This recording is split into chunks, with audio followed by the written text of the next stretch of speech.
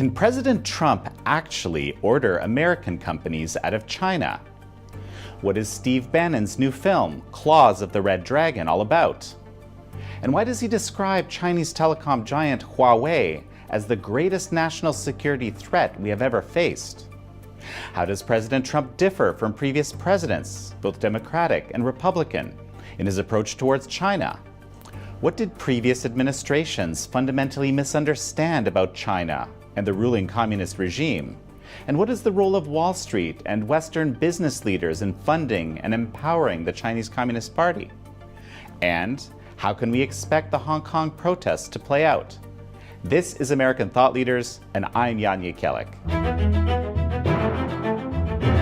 Today we sit down with Steve Bannon, former White House chief strategist to President Donald Trump, and former executive chairman of Breitbart News. We discuss how, in Bannon's view, the Chinese communist elites have gained power and wealth through access to Western capital and technology, and used that power to stifle dissent and advance its self-serving global ambitions. And we look at the threat of Chinese telecom giant Huawei and its ties to the People's Liberation Army, which are spotlighted in a new film produced by Bannon called Claws of the Red Dragon.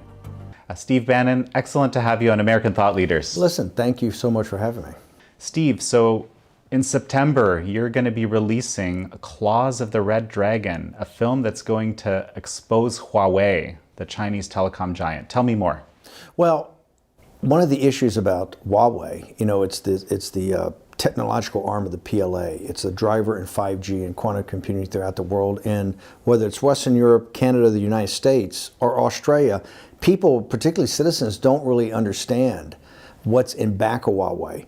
The deception, what's been in this indictment, and it's so the new Tang Dynasty TV was making a pilot for the beginning of a series. I got involved a couple of months ago, and I said, listen, this is exactly what the Canadian people and the American people need to see, which is a drama, not a documentary, that goes in a very dramatic, great acting, great photography, great music, to really allow the citizen to understand what the situation is with Huawei. So I'm very excited. This is a very powerful film. It talks about the arrest of the chief financial officer, who's also the daughter of the founder. I think it opens up and explains in a dramatic form exactly what's going on with China's encroachment into the technology area throughout the world.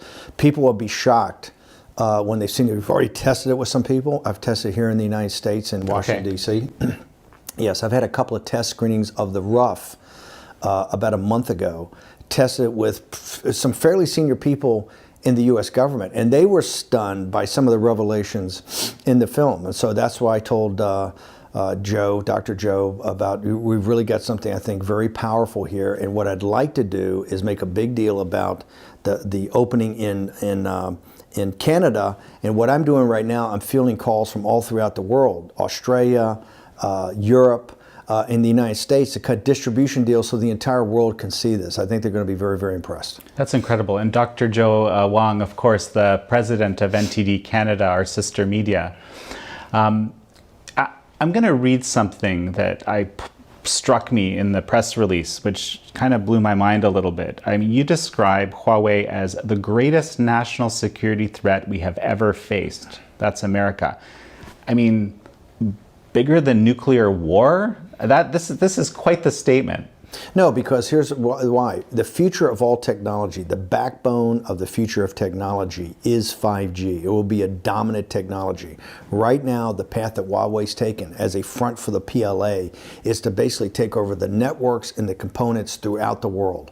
If we allow this to happen, even for a couple more years, Huawei is going to control basically the communication systems of the West, and therefore will be able to control the West.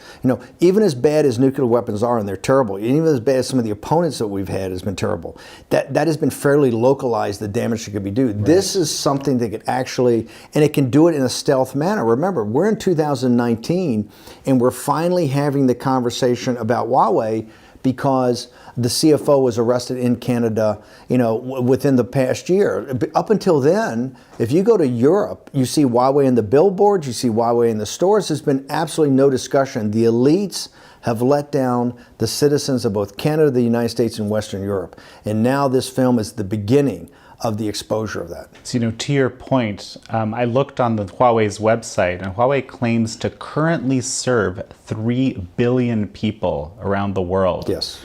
It has almost 200,000 employees.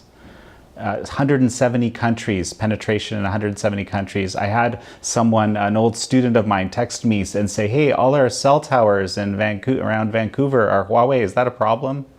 Wow. It feels like it's been under the radar. How did this happen? Well, one of the things, there's an indictment out there. The reason she's under house arrest in Canada today was this indictment. They want to extradite her to the United States. This indictment, when you read it, and here's the thing, nobody in this town's read it. I'm talking about people in power have not read it. You've got to go read, and we're going to put it up on the website. You've got to read the indictment of Huawei. It starts back in 2007. This has been a history of their nefarious activity for quite a while, and it has never really gotten exposure, really hasn't gotten any media exposure. Part of that is the misinformation campaign that the Chinese Communist Party represents. People should understand, this is not about China. It's not about the people of China. The people of China are some of the most hardworking, decent people on earth. They're enslaved by a radical totalitarian surveillance state of the Chinese Communist Party, and really a radical cadre inside that Communist Party that suppresses and enslaves the Chinese people. Huawei is a methodology, a high-tech methodology to basically have domination over the world. And this is what this film is, the beginning of the exposure of that. It's going to cause a lot of controversy. It's going to cause a lot of conversation. That's what we want. We want people to start questioning this. So the centerpiece of the film is this arrest of Meng, right? Yes. She's the CFO, the daughter of the founder. Right. And this is actually, in reality, what alerted everybody to this threat. It took until 2018, basically. Yes. So, and this has been happening since 2007. Well, it's been happening for longer than that. Right. The investigation, when you read the indictment, the investigation in the United States started in 2007. So it's 11 years. And they're indicted for multiple causes, right? Okay. And so when you read the indictment, you sit there and go, why did it take so long to do this? Why did both the Bush and the Obama administration, kind of look the other way while investigators at the Department of Justice and other places were pursuing this? And so people have to remember also, and we don't really bring this up in the film because there's just too much to get done in an hour, but when she was arrested in Vancouver, it was the same time virtually the dinner is going on in Buenos Aires of President Xi and President Trump, which at that time was the most important. It was around, I think, the G20 meeting. Okay. It was the most important meeting that they had in discussions about various topics, and particularly about the trade war, what I say is the economic war that the CCP has been running against the United States, Canada, and the Western democracies. While that dinner's going on, and they're having a very tough conversation, she's arrested during that dinner. Do you think that's intentional? Here's what I think. I think that it's not intentional. I believe that now what you're seeing in the United States, and this is what's changed under President Trump, it's the reason the other day he says, I'm the chosen one, and kind of tongue-in-cheek, but he went through a litany of, Bush, Clinton, Bush, Obama, since Tiananmen Square. Okay. We have looked, the Western elites have looked the other way on China's behavior. They've let the CCP promise and then lie. Okay, promise and then lie. Promise and then lie. And get their way the entire time. And what Trump is saying, he says, I didn't ask for this. It'd be very easy for me to cave and to give them what they want and just kick the can down the road, which every other administration has done. But I'm not going to do that. They're engaged in economic war against us. They've been lying to us. They've been having cyber theft against us. We're going to actually now confront this. And it's not going to be totally pleasant, but it has to be done. And that's what he says, I guess I'm the chosen one, right? But he's made a decision. He saw today with this really throwdown that President Trump had, he's not going to back off this. What I think you've seen the sea change in the United States is that people call it the deep state. I don't. I think the apparatus of the national security apparatus, which the Justice Department is one, is now fully engaged in this economic war that China is running against us. And I think in the normal course of business, in the Justice Department, they finally decided they're going to act upon this indictment. Right? By the way, the indictment came down from a grand jury. Right. And that's why they acted upon it. And they went to Canada, the nicest people in the world, right? And convinced the Canadian authorities that you have to do this and you must do this for your own good. This is the power of the film.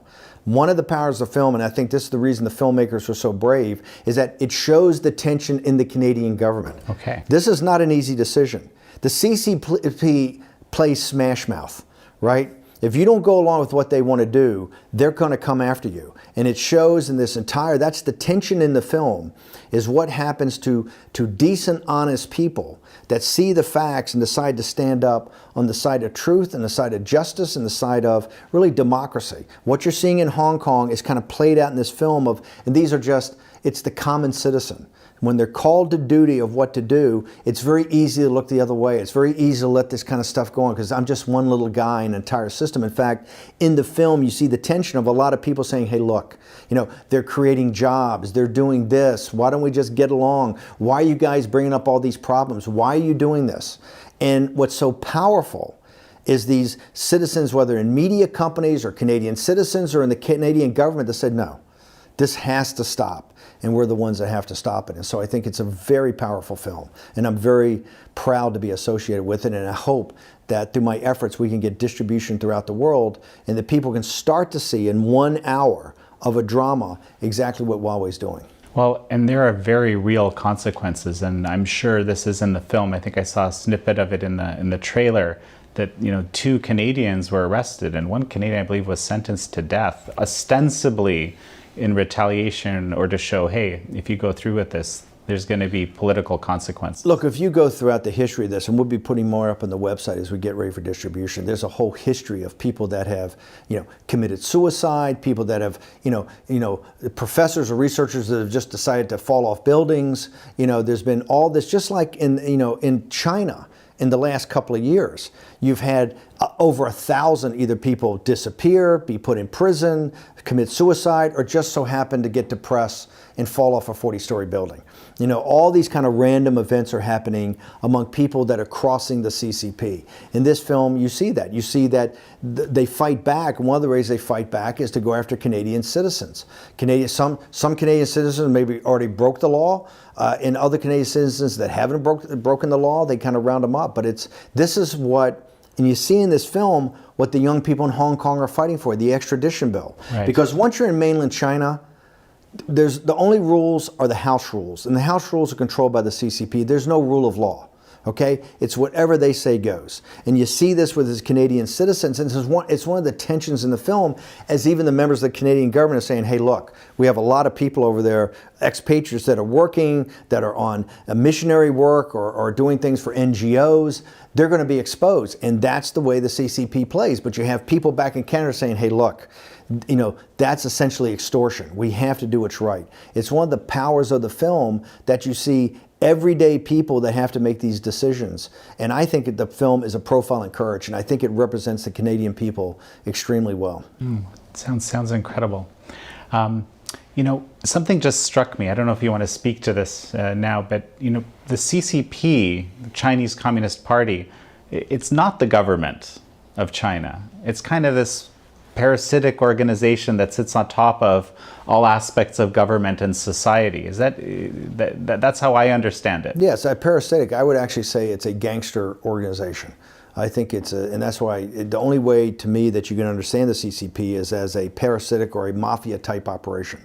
These are criminals that don't abide by any rule of law. What they've done to enslave the Chinese people is outrageous. What they've done to the Uyghurs, what they've done to the Dalai Lama and the Tibetan Buddhists, what they've done to the evangelical Christians, what they've done to Falun Gong, what they've done to the underground Catholic Church is unacceptable. It's unacceptable in a modern age that people that want to fulfill their own spiritual beliefs are not just suppressed, but actively gone after. I think also, if you look, there's no rule of law. So any entrepreneur, they decide that entrepreneur that they just want to take their business, they take their business. They want to take their assets, they take their assets. Listen, the people in Hong Kong are among the most orderly and decent folks on earth. If you've ever been there, it's basically a rock island with no resources that the grit and determination of the Chinese people, coupled with English common law, has created the third greatest capital market in the world. These are amazing people. And if you see, and they're hardworking, and they've been historically apolitical.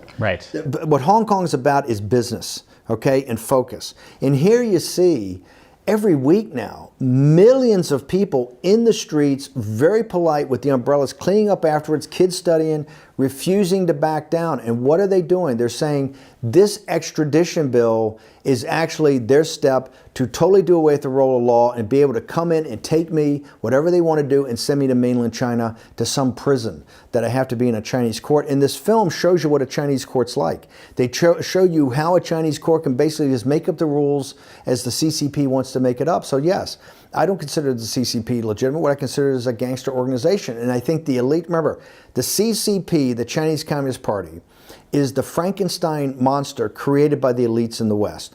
The capital provided by the elites in the West, the technology that is provided by the elites in the West. We could shut down Huawei in 30 days. If you denied Huawei the component technology that they need, the chairman CEO said the other day, one day before he announced the film, that Huawei is now in a life or death struggle with the West, and that the West could literally shut it down. They're trying to make the best case that it's a fine corporate citizen. We're trying to make the case that no, it's not a corporate citizen. It's a branch of the People's Liberation Army. It's an intelligence branch. It's got to be stopped. People should watch this film and they should question everything they see in this film. They should demand that we back this up, and we are going to back this up on our website. And as we go around the country, in Canada and the United States, and talk about it. Well, I imagine you'll be digging into some Epoch Times reporting because we detailed the evidence around the links of Huawei and the CCP extensively. Listen, it's stunning. The reason I want to do this interview, I have said for a long time, China's been one of my big focuses. One of the reasons I came into the Trump campaign at Breitbart. For years, we were talking about the threat. I'm not arising China, the threat of the Chinese Communist Party and how it was getting more radicalized over time and how it had hegemonic designs on the world. And it was really the reporting of the Epoch Times that so impressed me. I kind of figured who are the writers of this paper, because you don't really hear much about it, but the reporting is so amazing. And so one of the ways I learned about Huawei was reading the Epoch Times. And of course, we've done additional research, but I got to tell you, the Epoch Times has led the reporting on so many different verticals in China today, I think, to give you a pretty good picture of the enslavement of the Chinese people. With this thing, they call it a trade war President Trump's in. He's not. This is an economic war that the Chinese Communist Party has visited on the West, the industrial democracies. And what we have today, we have a world system that's half slave and half free. Okay? The slaves, they've enslaved the workers of China. Okay? And they have taken basically all the value away from them. They give them de minimis wages, no health care, terrible environmental conditions, no pensions, or virtually no pensions, and they're worked to death and to make cheaper goods for the West at slave wages. And that's what this whole battle is about. The defining event, I believe, in the first half of the 21st century is the freedom of the Chinese people. Only the Chinese people can free the Chinese people. It can't come from the Westerners. It can't come from outsiders. What we can do is, I think what President Trump's doing, is put the spotlight on people like Xi, put the spotlight on Wan Xishan, put the spotlight on the Stability Force, put the spotlight on what they do to the Uyghurs, on what they do to the Falun Gong, what they do to the underground Christian church, the underground Catholic church, the Dalai Lama and the Tibetan Buddhist, and all the decent kids in Hong Kong. You see the mask ripped off them. When you see the tear gas, you see the beatings, you see the rubber bullets, you see exactly what they are. This is a gangster organization that doesn't believe in any individual rights. I want to get back to the Hong Kong question in a moment with you. I think it's fascinating, absolutely fascinating what you're saying. When it comes to Huawei, okay, at this point, you're saying in 30 days, Huawei could be, brought to a standstill. How would that look like?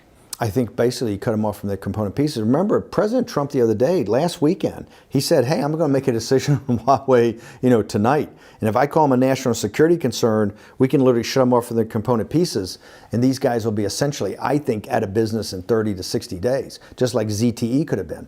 President Trump and the Department of Commerce gave them an extension for another 90 days because of some, business relationships they have in the United States. But I think this is going to be under further review. No, Huawei is very susceptible to being shut down. It's the reason. Look, these are not my words. This is their chairman and founder. He says they're in a life or death struggle right now. They fully realize that, and one of the reasons they're in a life or death struggle, this is all now getting exposed. So all the billboards and the 170 countries and the cell towers. Your friends saying, "Hey, do I have a problem? All the cell towers of Huawei, is that a problem?" That's all now becoming from the Epic Times. It's now getting into the mainstream media. The New York Times reports it every day. The Wall Street Journal reports it every day. You're seeing TV coverage. CNN's covering it. So as people ask more questions, they're not comfortable with the answers. So the president, a number of people I've read, a number of columns I read, people are worried that the president, one, is too friendly with Xi Jinping. And secondly, they're worried that he's going to go too easy on Huawei, which indeed they see as a kind of existential threat to America and the world. What do you think about that? I'm glad we're having this interview today on Friday, because I think the friendship, quote unquote, with President Xi and President Trump probably ended today when China came back and tried to play smash mouth, raise tariffs on these American goods. President Trump immediately went back and not just raised tariffs. He did something that he alluded to his emergency powers as president. He gave a warning shot to American corporations. He says, now is the time to come home and manufacture your goods in the United States. I'm ordering you to bring your manufacturing back to the United States. Well, people think, well, hey, we live in a free market capitalist society. The president's a political thing. He doesn't have his mandate doesn't go to ordering corporations to go where they want. Well, he does have emergency powers. There's very defined emergency powers in the Emergency Powers Act of 1972. And I think if you look at how we have gone through, when I was in the administration and laid out these tariffs, I think the president is sending a warning shot to corporate America that the Chinese Communist Party has engaged in economic warfare against the West for a number of decades. President Trump is the first person to stand up, the first president to stand up. He's not going to back off. But I think he's given fair warning to the corporations. This economic war, which trade is a part of it, is not going to end on Monday morning. It's going to go for a ways. And you've been warned. I've been trying to tell you that that it's not a stable environment over there to invest. But you better start thinking about bringing your supply chain back to the West. And I think today was a seminal day. I think President Trump transcended his presidency today and really became the leader that he was destined to be. It's fascinating because I was speaking with General Robert Spalding a little while ago on American thought leaders, and he described this scenario of what it would look like if the U.S. disengaged from the Chinese economy. He felt it's something that has to happen. What are your thoughts? Yes, in fact, that's the one I was trying to remember. That's the one I just saw the other day. I know General Spalding worked with me in the White House. He's a specialist we brought in. He's one of the most knowledgeable individuals in the world, not just on China because there's military attaché there, but also on 5G. It was his 5G plan that was leaked to the press that led to Spalding going back to the Defense Department, eventually retiring and coming out and working in the private sector. He is someone, it was a brilliant interview, and I recommend everybody watch it because his level of depth of knowledge is pretty astounding. Listen, one of the problems, the issues we face is that we have many, remember, people always talked about Thucydides' trap, that we in the West were the declining power and China was the rising power. That's a lie. That's the same lie that Graham Adelson and Henry Kissinger ran this whole deal back in the early 1970s about the Soviet Union. They had, when I was taking correspondence course, a naval officer, and I was taking courses at the Naval War College, the first thing you had to learn about is the Peloponnesian War, Sparta and Athens, because you had to learn about this whole concept, the Thucydides Peloponnesian War. You had this concept of the rising power and the declining power, and how the declining power had to, if they played it smart, they could avoid a massive war. But they had you convinced that the Soviet Union was the rising power and we were the declining power. It turned out it was the exact opposite. Ronald Reagan came into office and had a new set of analysis done, and they realized that the economy, they had the math wrong. The economy in the Soviet Union was only half as big as they thought. They had basically a 50% miss. And that led to his war plan to destroy the Soviet Union, basically with economic warfare. President Trump, being a businessman, didn't believe all the happy talk he's heard from America's elites and the world elites about the rising power of China. China is a paper tiger. The CCP economy is built on a house of sand. We know that's highly over-leveraged. Okay, it's like a failed leverage buyout. And President Trump knows that. The people in the Treasury Department know that. The people in the capital markets. What's happened is the West continues to give them access to capital and access to technology, either through forced technology transfers, where we basically just acquiesce, or allow them to steal it. And in some cases, just have them buy it outright, right, for the surveillance state, which is unacceptable. But President Trump is now standing up to that. President Trump is saying, no, we know we're engaged in economic war, and we're going to win this. Just bear with me. We're gonna, he's the stabilizing force, but he's put Xi on notice that he's not prepared to back down. You just reminded me, you said at one point several months ago that Wall Street acts as the investment relations arm of the CCP. I believe that was the quote. Yes, the quote, yeah. Can you explain that? And actually, how has that changed over the last 4 months, I think? Well, they've been put on notice. Remember, in corporations that go public that need access to capital markets, they have two things. They have an IR department that explains what they're trying to do, and they have a lobbyist. And here's the analogy I make. Wall Street is the investor relations department for the Chinese Communist Party, because they're the ones that raise capital for them. The corporations are the lobbyists. Remember when Li He, in the height of the trade negotiations a couple of months ago, when Li He came to the United States, his first day before he goes to the White House or the Treasury Department to negotiate or see the president, his first 2 days are spent on Capitol Hill. We're on Capitol Hill right now. He's over there in the halls of Congress meeting all these free traders who are well-intentioned and have this kind of soft, gauzy notion that they read in Adam Smith about free trade, not understanding that you have a gangster organization that runs a totalitarian mercantilist state. Okay, so Li He goes there and he's the cheerleader for globalization. He's the cheerleader for free trade, and they're all saying Li He's the greatest. Then the next stop, he goes and has lunch with like the 100 biggest corporations in China, because they're the lobbyists. And he essentially says, hey, fellas, we got a problem.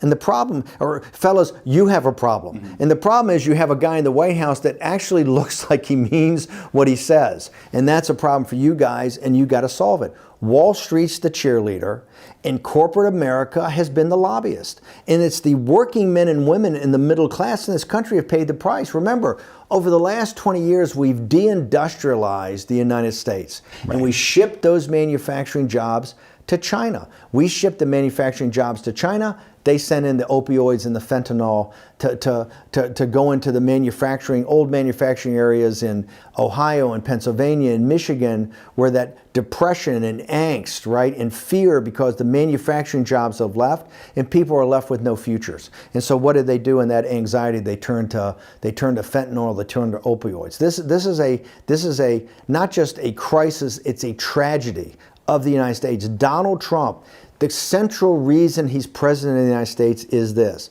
He said, we have to return America to her former greatness. We have to make America great again. And the way we're going to do that, we're going to confront the Chinese Communist Party about Wall Street has shipped those jobs over there, and I am going to bring them back. And today, you saw in this confrontation is exactly what it is. This is the fulfillment of his basic campaign promise. He told the little guy, you haven't, not in the room, not in the deal. You have not been in the room for 25 or 30 years. You're now in the room and I'm your voice. And that has been the sea change. And that's what Xi and Wang Qishan, they don't know how to handle this. People, the party of Davos always say how sophisticated they are, how nuanced they are, how smart they are. Trump's, this barbarian. If you look at the way they've handled the trade relationships with Trump, if you look at the way they've handled Hong Kong, this is not a subtle group. They have people that have to kind of react to their aggression, and if they don't act and stand up, Trump being one and the kids in the street in Hong Kong being the other, they don't know how to do it. All of a sudden they panic and you see these herky-jerky moves. That's why I think you're seeing now a confrontation with a totalitarian dictatorship that does not know how to handle the freedom and free men and women in the West, whether that's in Canada or whether it's on the streets of Hong Kong. And that's why they're going to collapse. So ordering these companies to come back, how does that work? I mean, I'm trying to imagine. I think first it's jawboning. First off, he does have this power in the Emergency Act. I don't know if you remember the scene in Lincoln, the fabulous movie by Yes. Steven Spielberg, where Lincoln's hearing about the 14th Amendment and all this trading he's doing to try to free the slaves with a statutory change, not just to win the Civil War, but to change it in our Constitution, that it's abandoned forever. As he said, it'll live forever. We'll never have to go back and debate this again. And he's just getting guys that want to trade post offices, and finally he's had enough of it. He bangs on the table and stands up. He says, I'm the President of the United States, endowed with almost unlimited power, right? And everybody shuts up, and the next thing you know, you've got the 14th Amendment. The way the founders and the framers structured the Constitution, the president has checks and balances as he should in normal times. In crisis times or emergency times, the president has tremendous power, tremendous executive power to act for the good of the nation. And people have said over this last week, oh, President Trump is crazy. That would be the 25th Amendment. He's tweeting out all this crazy stuff. You see the signal and the noise. That's the noise. The signal is one of stability and saying, hey, I'm a rock, right? Every administration, every president of both political parties, this doesn't mean Democrat or Republican, have folded. When it came into the spotlight with the Chinese, they folded and let the Chinese do what they want to do. And that's why we're in this situation. And that's why Donald Trump is taking that mantle. And he's not about to back down. I think you're seeing now his greatness. I think you're seeing his rise to greatness as a president. So why have all these past presidents folded, as you describe? Well, it's very simple. It's the same pressure that's on President Trump. It's the IR department and the lobbyists. What they folded because Wall Street and the corporations, they always fold for the same reason. They fold because the corporate interests come to them and say, oh, we can't do it. Think about Trump's trade negotiations. The biggest grief he's gotten is from the Republican Party. These guys say, oh, we're all for free trade, Well, he's sitting there going, hey, I'm for free trade too. That's not what we have right now. We have a totalitarian, mercantilist system that we've allowed to kind of metastasize. That's what I'm against. The reason every administrator is folded is because of money and power. And you've seen, and it's not that people were bad people. They folded because they were always told, here's the lie they were told, and what the elites in this country believed. If you see from the time we brought the Chinese in to the World Trade Organization and gave most favored nation status, that as China became materialistically wealthier, as they started to develop a middle class, they would become more a free market and a democracy with rule of law, and they would become more open and a real citizen of the world. Right. And we've seen the exact opposite.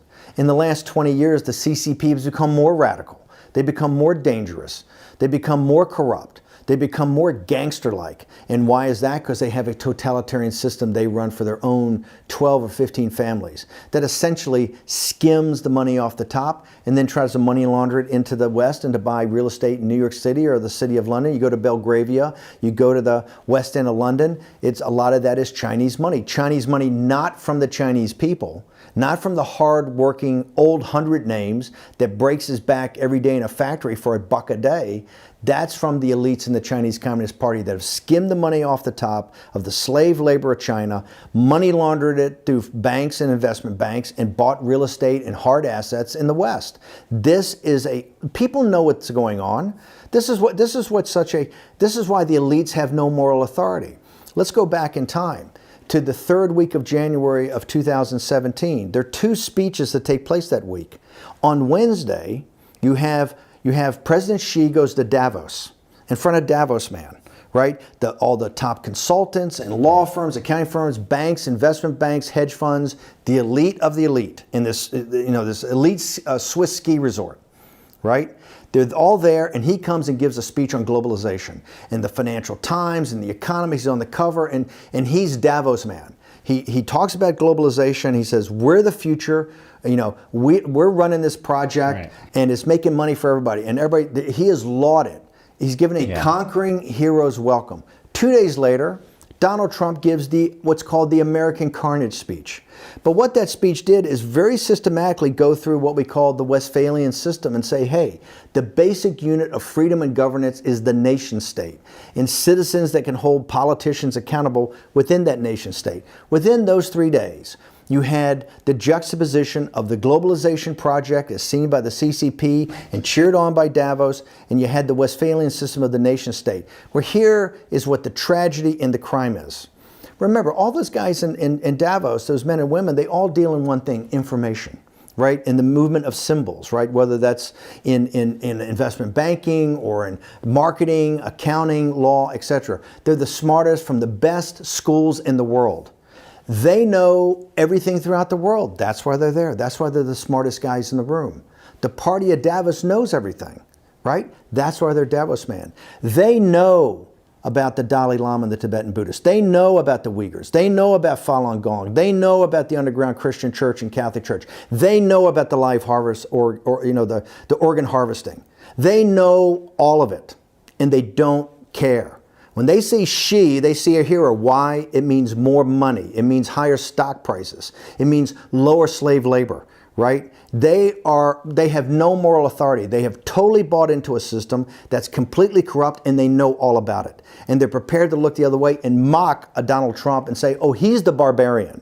He's the wild man. He's the disruptor to the system. When they are the ones that have gone on, the blood and the guilt is on their hands. Everybody that lodged Xi, everybody that's dined Washi Shan, they're going to be held accountable by history for what went on in this time and place, what went on in China, and what they knew about and looked the other way. So you're kind of suggesting there's going to be a reckoning. There's a reckoning, and there's a reckoning happening now. As people, that's one of the things about this Huawei movie. As common citizens start to learn more, they know something hasn't been quite right. As they start to get more information, as things like the Epoch Times continues to report and is indefatigable and won't be turned off and continues to report the truth. As other mainstream media is now, everybody's covering China. It's the big story, right? 2 years ago when Donald Trump took office, it wasn't the big story. This was Donald Trump's action that made it the big story. As we peel away layer by layer by layer, you see more and more. Look what's happening in Hong Kong. 12 weeks ago, nobody covered it. This weekend, it was the big story on Drudge, right? Now everybody's focused on Hong Kong. Everybody's now focused on these kids. Say, hey, look, we're the best educated kids in the world. We're the nerds that are always doing our homework. We're not going to school. We may have an actual strike on the secondary schools and the colleges. People are paying attention, and what they see every day is what Davos is known for a long time. That the Chinese Communist Party is a gangster organization. It's enslaved the Chinese people. It's brutalized people that have looked to have spiritual fulfillment. It's not acceptable in the modern world. The elites of the modern world have looked the other way and cashed out. And it's working class people throughout the world said, hey, we've had a belly full of this, and we're going to put an end to it. And that's what Donald Trump's fighting for. You know, speaking of Hong Kong, based on everything you just said, it doesn't look good for the people of Hong Kong. Or what do you think? I think the people of Hong Kong, people always trash the millennials as they're lazy, they're unfocused, they want everything handed to them. I say, hey, look at the millennials in Hong Kong.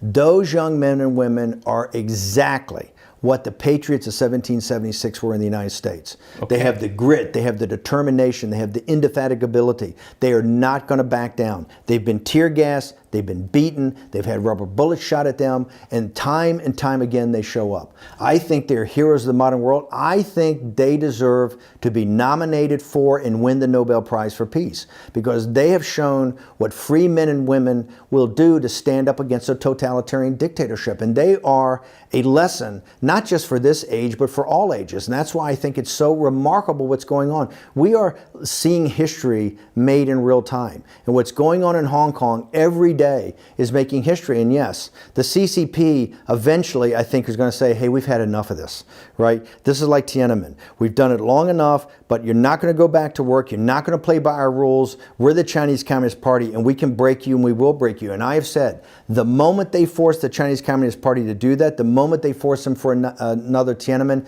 that's the beginning of the end of the Chinese Communist Party. The Chinese Communist Party, I don't think, can sustain in the modern world another Tiananmen. Why? Because they will no longer have the perception of a moral authority? Yes, I think the world, I think they start to get shut off in the world in technology. I think they get shut off in the world of capital markets. And most importantly, I think even with the firewall, the contagion of freedom will start to spread in China. And I think people will realize if they're prepared to do that there, they're going to come and do it here. And I think the people in China are going to stand up. The only people that can free the Chinese people are the Chinese people. And I think the Chinese people are going to come to a situation where they said, we've had enough of this. We've had enough of 100,000 people or 50,000 people, ruling a country of 1.4 billion and stealing all our money, stealing all our wealth, taking it for themselves, making us live in a totalitarian surveillance state, a police state, and in some cases concentration camps, to have live organ harvesting, to be able to suppress the great religions of the world of people that just want to practice their faith or practice their religions. I think people in mainland China are going to look to Hong Kong as an example and say, no, we're prepared to do what they do. I think if the Chinese Communist Party thinks that they can get away with another Tiananmen in the modern world, I think they're going to come in for a big shock. It just strikes me as you say this, it's almost like, if we believe your scenario, that the Hong Kong protesters almost can't lose, because they either win it for themselves or they win it for everyone. Well, right? Listen, it's easy to say theoretically when we're sitting in Washington, right. D.C. If you're in the streets and getting beaten and getting tear gassed and having your head broken open, or the young girl that had her eye put out with a rubber bullet, if it continues on, there'll be a lot more of that, because I don't think the Chinese Communist Party will back off their brutality. So I think it is a win for the ages, and I think it'll be a win for China. I think the freedom of China starts in Hong Kong. I think it's going to spread from there. That's why I think these kids, I say, they're exactly like the Patriots in 1776. And this is why I tell every show I go on, I said, if you're an adult at home, and you've kind of given up on kids, or you've given up on the modern age, and you say, gosh, I wish I was back during the revolution. I really been motivated because I was seeing all these great patriots. You can see that today. Cut the TV on, go on YouTube, and have your kids watch what these kids in Hong Kong are doing. See how they're staying up for freedom of religion, freedom of assembly, freedom of speech. They're free market capitalists. Many of them are Christians. To me, it's very motivating to see young people that are not prepared to back down in the face of totalitarian brutality.